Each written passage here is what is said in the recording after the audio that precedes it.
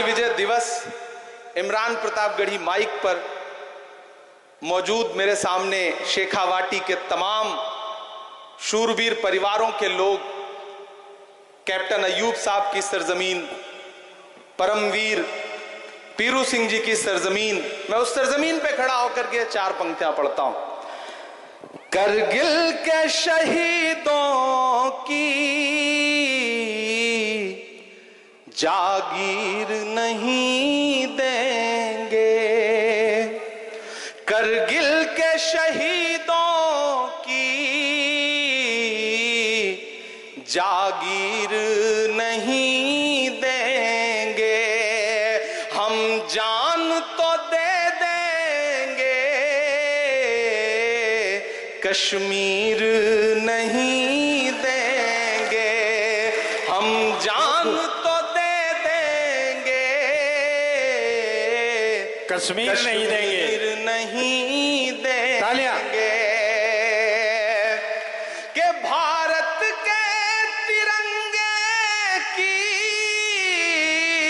सौगंध है हम उनको, कश्मीर तो क्या उसकी तस्वीर नहीं देंगे, कश्मीर तो क्या उसकी तस्वीर नहीं देंगे। एमडी चोपदार साहब, आपको बहुत बधाई। मैं ये बुकलेट पढ़ रहा था और इसमें 900 से ज्यादा नाम पढ़ करके मैं ये सोच रहा था कि मैं जिस जिले में पैदा हुआ हूं, जिले का नाम है प्रतापगढ़, उसमें प्रताप जुड़ा हुआ है, लेकिन आज मुझे लग रहा है कि काश मैं झुंझुनू में पैदा हुआ होता, इन सूरवीरों की इस सरजमीन पे क्यों नहीं पैदा हुआ। मेरा जनपद, मेरी मिट्टी, मेरा जिला मुझे बहुत प्रिय है, प्यारा है, लेकिन जो परंपरा शहादत की और वीर गाथाओं की इस मिट्टी से जुड़ी हुई है वो अपने आप में बहुत अनूठी है। एमडी चोपदार साहब ने जो कोशिश की है, मुझे लगता है कि यहां मौजूद एक एक इंसान को उनके लिए हाथ उठा करके ताली बजानी चाहिए, उनकी शानदार कोशिश के लिए। और वो अभी माइक पर बात करते करते भावुक से हुए कि बसें रोकी जा रही हैं।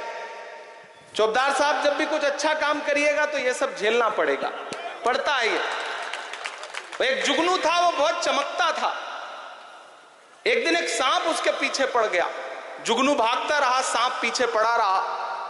थक हार के जुगनू को लगा कि इससे बात करनी चाहिए, तो वो पलट के रुक गया और उसने सांप से कहा कि भाई मेरी तेरी कोई दुश्मनी? सांप ने कहा नहीं। बोला जो तुम्हारी फूड प्रोसेसिंग वाली चेन है, यानी कि जो खाद्य पदार्थ तुम खाते हो, क्या मुझे खाना चाहते हो? उसमें आता हूं मैं। तो सांप ने कहा नहीं।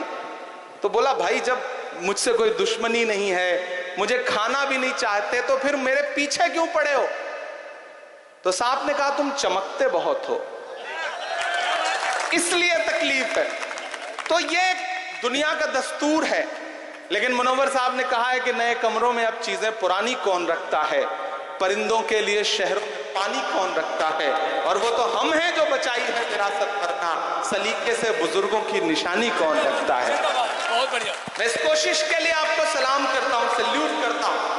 जब मैंने कायम खानी समाज के बारे में, बिरादरी के बारे में और उनकी कुर्बानियों के बारे में, उनकी बहादुरी के बारे में सुना, तो मैं पिछले 1.5 वर्ष से इनसे कह रहा हूं, 1.5 साल से इनसे कह रहा हूं कि एक कार्यक्रम दिल्ली में करते हैं जिसमें शेखावाटी के तमाम जो बड़े शहीदों के परिवार हैं उनको बुलाते हैं, वीरांगनाओं को बुलाते हैं, और दिल्ली की मीडिया को, दिल्ली के लुटियन के गलियारों को ये बताते हैं कि देखिए कौन हिंदू कौन मुसलमान, जब गोली उधर से दुश्मनों की तरफ से चलती है तो ये थोड़ी पहचानती है कि कैप्टन अयूब को लगेगी, कैप्टन टीपू सुल्तान को लगेगी, या मूलचंद को लगेगी, या अजीत सिंह जी को लगेगी। गोली तो बस ये पहचानती है कि वो भारत के किसी बेटे को लगेगी। इसे बांटा किसने? कौन लोग हैं जो ये बंटवारा कर रहे हैं, और ये बंटवारा रुकेगा कैसे? उसके लिए हम सबको कोशिशें करनी पड़ेंगी। नफरत के जो सौदागर हैं वो अपनी दुकानें सजाए बैठे हैं, लेकिन हमें यह मानना पड़ेगा कि कहीं ना कहीं थोड़ी सी चूक हमसे हुई है कि हम मोहब्बत की दुकानें सजा करके देर से निकले, हमें पहले निकलना चाहिए था।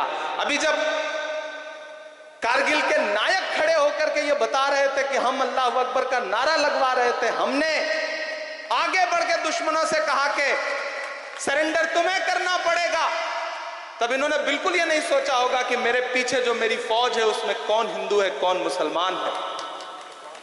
मेरे भाई, मैं बहुत युवा हूं और चूंकि साहित्य की दुनिया से निकल करके सियासत की दुनिया में पहुंचा हूं, तो मैंने अपने अंदर की संवेदनशीलता को अभी भी बचा के रखा हुआ है। मैं वादा करता हूं कि ऐसा कोई मौका जरूर आएगा जल्द ही।